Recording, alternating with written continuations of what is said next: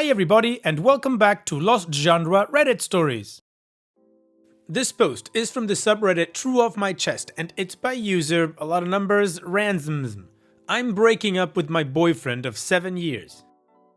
I, 25 female, have been dating my boyfriend, 27 male, for 7 years and I'm about to end it because of a stupid question he asked me. Like 2 days ago, we were chilling at his place and out of nowhere, he asked me if I could ever raise someone else's child.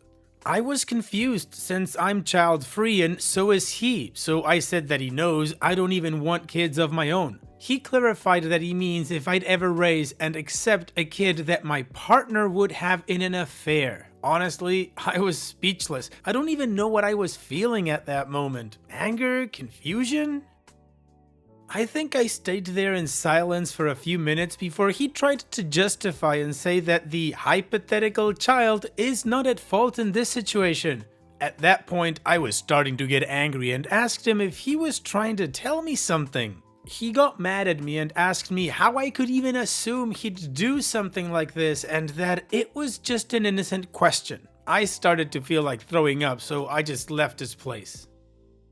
I haven't left my place since then. He has tried to reach out and I assumed told our mutual friends about what happened because some of them too have been reaching out and telling me to hear him out. I haven't replied to anyone. I just feel so drained and mad. He went from, again, trying to say that the child is innocent to saying he's sorry to tell me I'm overreacting and so on. I don't think I've calmed yet entirely and maybe I will regret this when I will get back to my senses, but I decided to break up with him. I don't think I can ever fully trust him after this, even if this question was indeed innocent. He knows my family's history with cheating. He knows I lost my grandpa because he made some bad decisions after his wife cheated on him. He knows my grandma has been abused her entire life by a cheating man. He knows all of this, so I don't understand why he'd think it was okay to ask me this. Even if I am in fact overreacting, this question planted some ugly thoughts into my mind that I don't think I can get rid of. I'm gonna throw down the drain a 7-year-old pretty much perfect relationship because of a stupid question. Well, OP, in my opinion, it wasn't a stupid question, it was a bomb. I mean, there's only a few situations where you would bring up a question like that. Like if for some reason you're both watching the same documentary or reading the same article and it brings up the topic in conversation, sure, fine. If you're playing a game like, I don't know, Trivial Pursuit Awkward Questions Edition, sure, okay. But just out of the blue like that, I don't know. Maybe that's the cynic in me, but it just sounds fishy. Usually people like to talk about the things that are important to them at that moment, so it's kind of weird that he just brought up that question like that. One thing I do agree with him on is that the hypothetical child has no blame, but that's common sense and something that would have nothing to do with you or anyone in your same position, OP. Now, regarding your decision, make sure you talk to him first. Make sure you get a little bit more information regarding what's going on and why he brought up that question. See if it sounds fishy or not, just to make sure you cover all your bases before you throw away this much of a relationship. And what do you guys think about this whole situation, or what would you do if you were in OP's shoes? Let me know in the comment section, and now let's move on to the community comments to see what they said. Olive No 4975 says, "My husband and I always love talking and asking those hypothetical questions. We love listening to each other's opinion. We laugh and sometimes argue about it and it helps us know each other better. But this case, I would dig deeper. He just asked you out of nowhere and tried to justify that the child is innocent, and your mutual friends asking you to hear him out. So much red flag that this is not just an innocent question at all. Was there any signs of an affair? Talk to him before you make a decision, at least for the sake of your 7-year-long relationship, and talk to your friends too, they must know something." Reddit user 385 says, "Tell him you would never raise someone else's child and that you would leave him immediately if it would ever come to a situation where he made a child in an affair and then see his reaction. Basically, play the ball back to him and observe." City Wheat says, "This is insane. Some of these comments are insane too. I ask my partner hypothetical questions all the time. What if? What would you do? Etc. Especially if I myself am conflicted on how someone should act in a situation. I think that's pretty effing normal for people who enjoy having introspective or thoughtful conversations. You immediately jumped to a conclusion and I assume have spent the time since then just further working yourself up over this, without even giving the man a chance to talk about it. I think it's pretty telling about you as a person that you'd throw away a pretty much perfect long-term relationship over this. You should probably consider seeking some professional help before you enter another relationship. OP's edit. I definitely need to work on my issues and on my temperament, but cheating is and always will be a touchy subject for me, and he knew how it triggered me, which is why I had that reaction. I'm not trying to excuse it, but I'm just explaining why. Some of you said my reaction was over the top and I should listen to him first, and you were right. I admit I might have jumped too fast to that conclusion and I should probably work on that. I decided to meet him and talk, and we did. At first he denied that he ever did anything and said he just randomly thought of that question, but in the end he admitted that he did cheat on me. He swore that it was just a mistake and it only happened once, but the woman he cheated on me with got pregnant and didn't want to terminate. He said that he didn't want to lose me because of a mistake and that he loves me more than anything. Then he confessed that he too wishes to raise that kid and was hoping he could do it with me because being in a relationship with me feels so natural and comfortable to him, and he can't imagine raising a child with someone else. He confessed to his friends and they told him he should try to warm me up to the idea, since he knew that the biggest reason why I'm child-free is my fear of being pregnant. He figured that I might agree to it because someone else was delivering the baby. He told me that he was always hoping I'd change my mind and that while he still regrets what he did, we should view it as an opportunity. At that point, I was close to losing it and I almost started screaming at him. I know I should probably work on that too, and I asked him why he thought I'd agree with this when he knows about what happened to my grandpa and grandma because of their cheating spouses, and he said that this was completely different. After that, I honestly couldn't listen to him anymore, so once again, I just left. I blocked all of our supposedly mutual friends who kept defending him, and I also blocked him. I'm devastated that our relationship is ending like this, but he did the one thing that he knew would hurt me the most, and I can't see myself ever forgiving him or accepting his child, even though he is right that the child is innocent. Maybe some of you were right when you said that he dodged a bullet, because I probably would have been a terrible stepmom. Okay, well OP, I guess your gut feeling was right. But I do agree with all the commenters that said that, you should have paced yourself. Yeah, you were right in the end. But anyways, he absolutely sucks. You made the right decision. Good for you. Now, this story doesn't end here. OP has given us 2 more updates. But before we move on with the first one, I just gotta show you, here's another one of my playlists that only has videos with updates on them. Now, let's move on with the first of 2 updates. Some people asked for an update, so I guess here it is. First of all, thank you to everyone who sent me their supportive words. It really meant a lot and helped me as well. Like I said in my original post, I broke up with him. After that, I blocked him and his friends, so he tried reaching out to my friends, and he also came by my place 3 times and tried to get me to listen to him. I didn't open the door and just ignored him. After the 3rd time, my best friend and her boyfriend asked me if I'd like to live with them for a while, so maybe he'll stop bothering me. It worked. I also told my parents what happened, and they were heartbroken since our families have been friends since before both of us were born, and they considered him part of our family, but they supported and understood my decision 100%. They also talked to his parents and found out that he lied to them, and he told them I wanted to take a break from our relationship because I'm losing feelings for him and I wanted to explore my sexuality. I'm openly bisexual, but that is not true, and I've never even once told him something like this.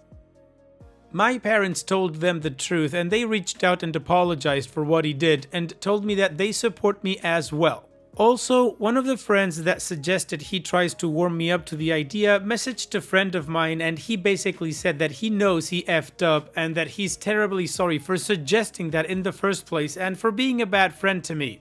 I told my friend to just ignore him. I guess it's nice that he acknowledged his mistake, but I just don't feel like dealing with any of them anytime soon. Honestly, I'm trying to tell myself that he's not worth it, but it still hurts and it feels awful.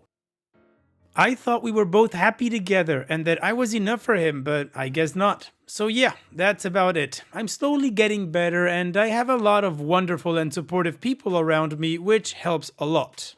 I'll stay away from relationships for a while and just focus on myself. I will also try therapy like some of you kindly or not so kindly suggested. Thank you again to the kind strangers who were being supportive. I haven't replied to anyone, but I've read them. Thank you for listening to me, and I apologize if there are any mistakes, as English is not my first language. Okay, and with that, let's just hop on straight through to the final update. Hello again! Some people have asked for a few more updates, and I'll also answer some frequently asked questions. First of all, as some people suggested, I got tested for STDs and I'm clean, thankfully. Second of all, I saw some people being mean to my ex's affair partner, but I'd like to ask you all to not think badly of her. She reached out to me because she wanted to apologize and tell me her side of the story. I agreed to meet her and she told me what happened.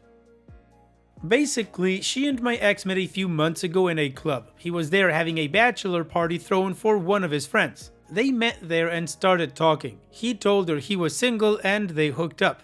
After that, they remained in contact and occasionally hooked up. She showed me proof, their texts, and he had been lying to her about being single and not wanting a serious relationship. She enjoyed the thing they had going on and didn't want a relationship either, so they remained F-buddies, I guess?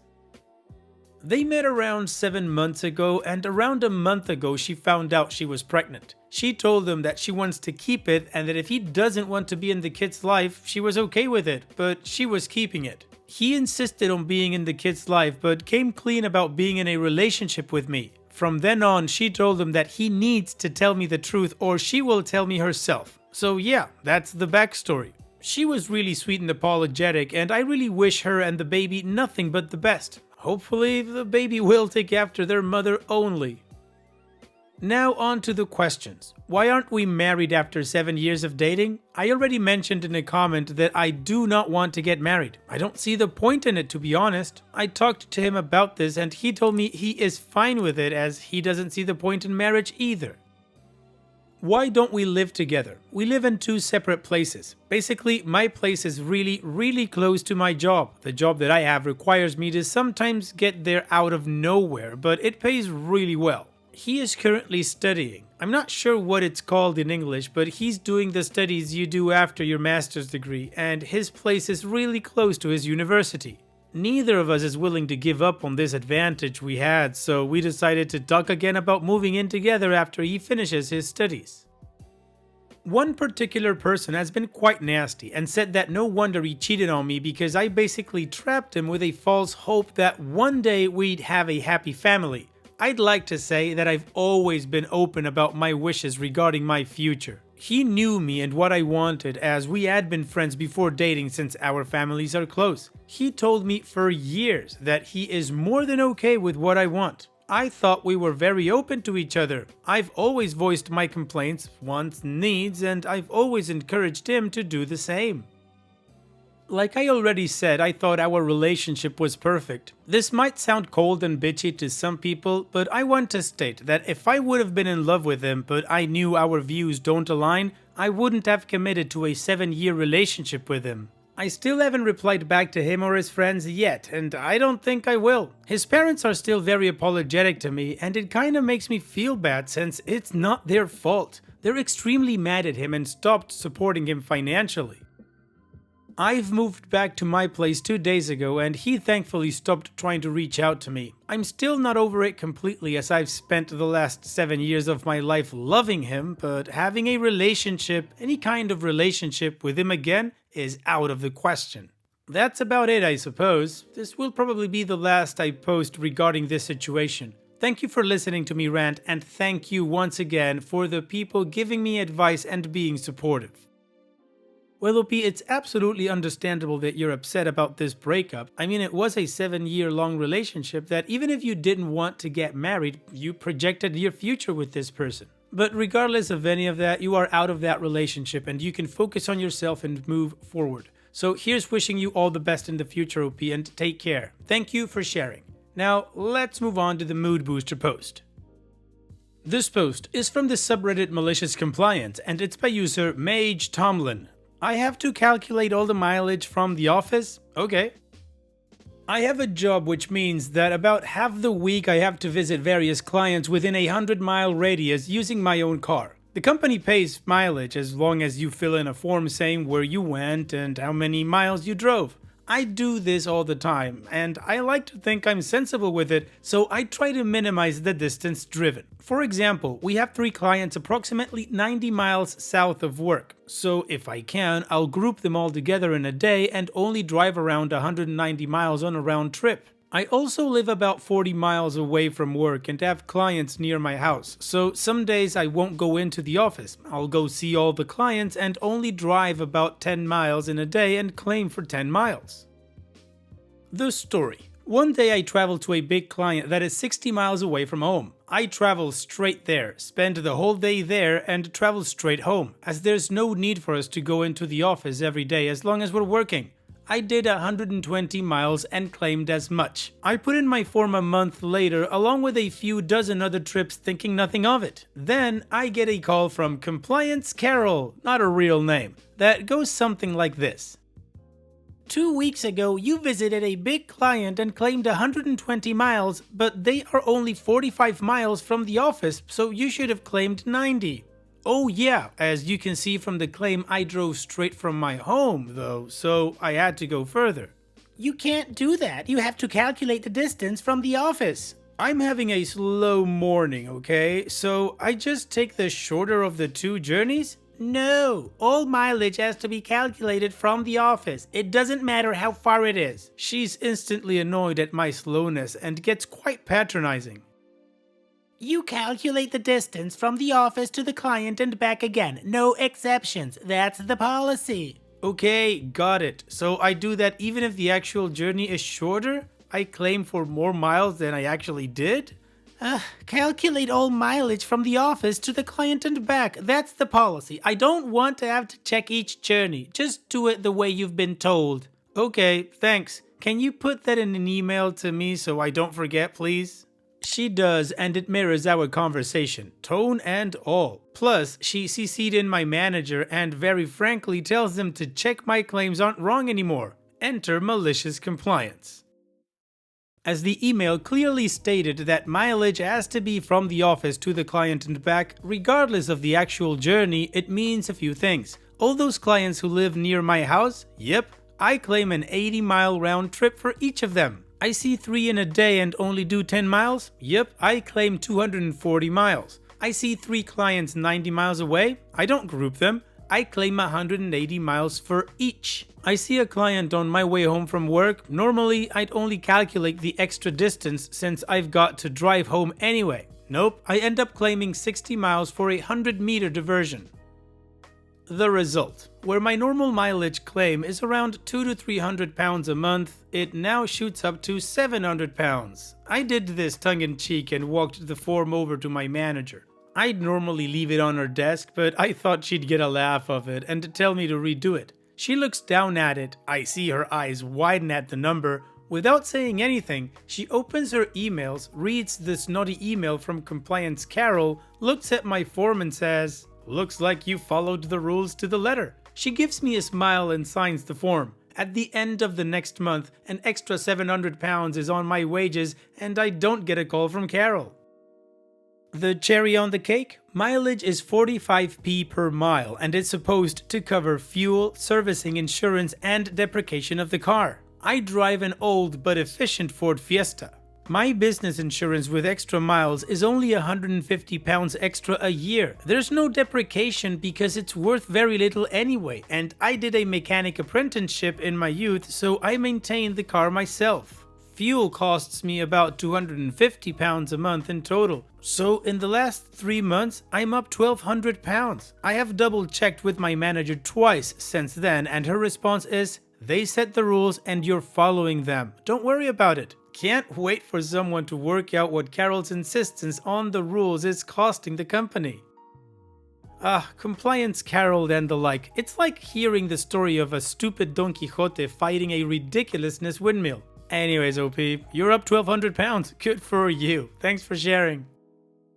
And that's it for today's video. Thank you so much for taking the time to watch it. Now, if you've gotten to this point in the video, I assume that you like these stories that I'm reading out, so here are a couple more that you might enjoy. And if you don't have any time to watch another story right now, save it for later, and also, don't forget to hit that subscribe button.